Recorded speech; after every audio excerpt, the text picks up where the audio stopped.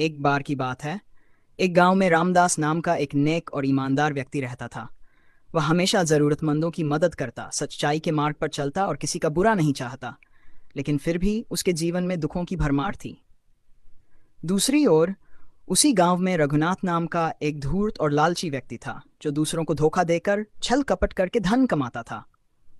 आश्चर्य की बात यह थी कि रघुनाथ का जीवन ऐशो आराम से भरा था, जबकि रामदास कठिनाइयों से घिरा रहता था।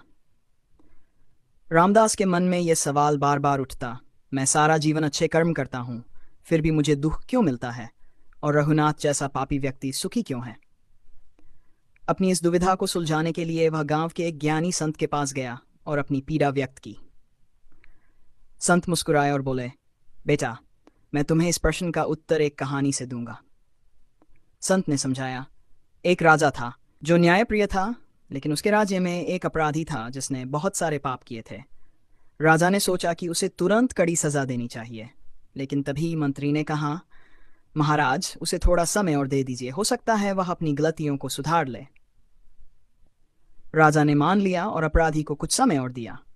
दूसरी ओर एक सैनिक था जिसने हमेशा ईमानदारी से राजधर्म निभाया।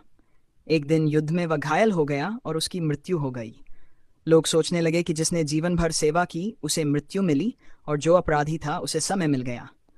लेकिन राजा जानता था कि सैनिक ने अपने कर्मों का फल पा लिया और अपराधी को अपने कर्मों का फल भविष्य में मिलेगा। संत ने आगे कहा, रामदास, यह संसार एक कर्म भूमि है। तुम्हारे पिछले जन्मों के कर्म भी तुम्हारे वर्तमान जीवन को प्रभावित करते हैं। अच्छे लोगों को कभी कभी अपने पिछले जन्म के कर्मों का फल भुगतना पड़ता है, जबकि बुरे लोग अपने अच्छे कर्मों का बचा हुआ फल भोग रहे होते हैं।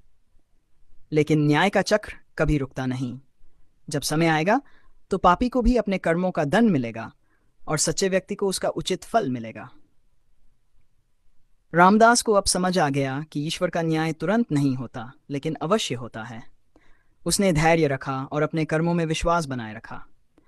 समय बीता, रघुनाथ के पाप बढ़ते गए और अंत में उसे एक बड़ी विपत्ति ने घेर लिया। दूसरी ओर रामदास की ईमानदारी और अच्छाई ने उसे सम्मान और समृद्धि दिलाई। सीख, कर्मों का फल अवश्य मिलता है, कभी जल्दी कभी देर से, लेकिन न्याय का चक्र अवश्य घूमता है।